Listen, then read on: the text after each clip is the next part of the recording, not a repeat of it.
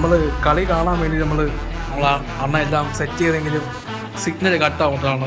Guys, Kohli ഔട്ടായതിന്റെ സങ്കടത്തിൽ ഞാൻ സ്വയം വെടിവെച്ച് മരിക്കാൻ പോകും.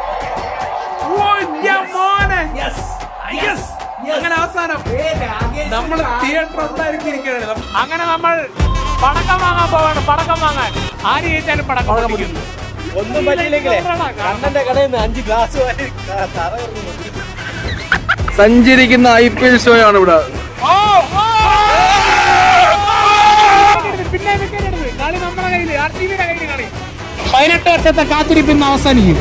നമ്മൾ മാലപ്പടക്കം വാങ്ങിച്ചിരിക്കുന്നു. RCB അങ്ങനെ 18 വർഷത്തിന് ശേഷം RCB കപ്പടിക്കാൻ പോവാണ്. RCB കപ്പടിക്കാൻ പോവാണ്.